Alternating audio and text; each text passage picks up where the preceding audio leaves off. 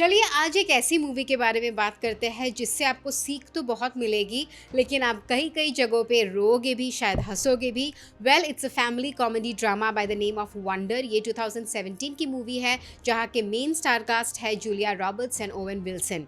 Well, ये एक ऐसे बच्चे के बारे में है जो एक फेशियल डिफॉर्मिटी के साथ पैदा होता है, तो ऑब्वियसली उसको बहुत इनहिबिशंस होते हैं to go to a school. तो उनकी जो मम्मी रहती है जूलिया रॉबर्ट्स, वो उनको होम स्कूल करती है, लेकिन obviously at some point he has to face the world. इसीलिए मिडिल स्कूल में जाके व्हेन ही टर्न्स 10 उनकी मम्मी उनको एक नॉर्मल स्कूल में एनरोल कर देते हैं, लेकिन उनको बिल्कुल मन नहीं करता है क्योंकि उनको लगता है सब उन पे हंसेंगे, क्योंकि उनकी फेस बहुत ही ज़्यादा डिफॉर्म्ड रहती है और उनको लगता है कि बहुत ज़्यादा लोग उनको बुली भी करेंगे। लेकिन उनकी मम्मी उनको बहुत साहस देती है और उनकी मम्मी उनको यही समझाती है कि एक ना एक दिन तो फेस करना ही पड़ेगा। उनको भी इस बात का टेंशन रहता है जो वो अपने हस्बैंड के साथ डिस्कस करती है कि क्या पता उसको सही में बहुत बुली फेस करना पड़े।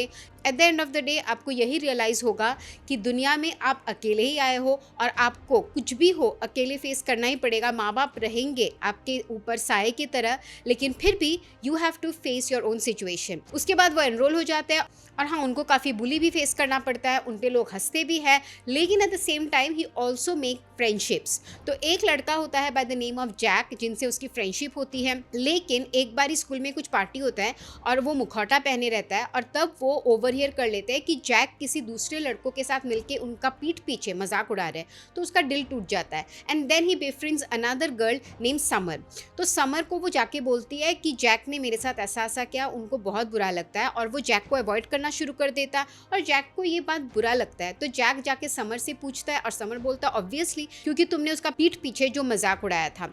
And then Jack tries to reconcile his friendship. वो एक साथ पार्टिसिपेट करता है कुछ साइंस एग्जीबिशन में, लेकिन इसके वजह से जैक के जो दूसरे फ्रेंड्स होते हैं जो बुली करते हैं ऑगी को, the main character of the film, well वो लोग जैक से नाराज हो जाते हैं और ऑगी को और बुली करते हैं और तब वो भिड़ जाते हैं क्योंकि Jack tries to defend Auggie, जबकि ये बात ऑगी को पता नहीं होता है। And then they have a massive fight और उसी सिलसिले में जैक सस्पेंड भी हो जाता है। लेकिन फिर प्रिंसिपल को पता चलता है कि एक्चुअल कल्प्रिट जैक नहीं है बल्कि जूलियन है and the other guys who were trying to bully Auggie, और जैक ने तब जाके ऑगी को बचाया था या डिफेंड किया था। और फिर ऐसा सीक्वेंस आता है जहाँ जैक और ऑगी रिकॉन्साइल कर लेते हैं और वो वापस फ्रेंड्स हो जाते हैं। तभी ऐसा एक सीक्वेंस आता है जहाँ जूलियन, जिस लड़के ने बुली किया था ऑगी को, उसको सस्पेंड कर दिया जाता है और उसकी मम्मी जो कि ट्रस्टी रहती है स्कूल की, उनको बड़ा गुस्सा आता है कि कैसे आप सस्पेंड कर सकते हो। लेकिन जूलियन भी समझ जाता है कि उसने गलती की और वो अपने प्रिंसिपल से माफ़ी मांगता है, प्रिंसिपल माफ़ कर भी देते हैं।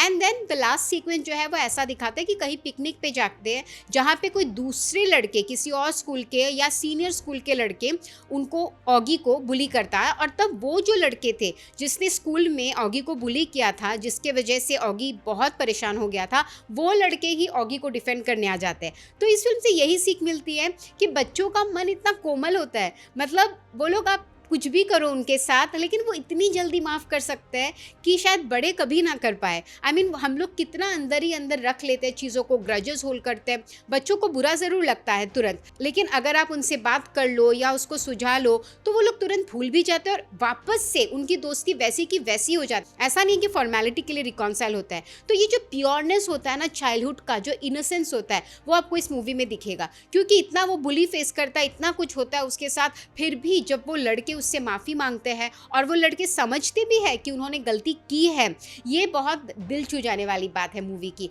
और जो मूवी का नैरेटिव है, स्टोरी टेलिंग है, वो भी बहुत स्वीट सा है और ये भी समझ में आता है मूवी से कि मम्मी पापा कितने बड़े ढाल हो सकते हैं to give you confidence and strength. अब उस लड़के को कॉन्फिडेंस एंड स्ट्रेंथ नहीं था, ऑब्वियसली ऑब्वियस सी बात है यार, हम लोग को खुद को इतनी इनसिक्योरिटी रहती है अपने लुक्स को लेके, और वो बेचारा इतना छोटा बच्चा फेशियल डिफॉर्मिटी से पैदा होता है, उसको कितनी इनसिक्योरिटी होती है। लेकिन मम्मी पापा की वजह से उसमें वो करेज आता है, जिसके वजह से at the end of the school year उसको एक प्राइज भी मिलता है for his courage and strength that he shows towards bullying and everything, and he continues with his school life. वो ड्रॉप आउट नहीं करता है। ये जो रेजिलियंस और स्ट्रेंथ वो इतने कम उम्र से सीख जाता है, that is all because of his parents and also because of the amazing friends he got at that age. So yeah please do watch this movie with your kids, क्योंकि it will teach you a lot about resilience and real life and values. That's all about today's Sunday feature. Next week we'll come with another wonderful movie. Keep watching Bazooka Reviews.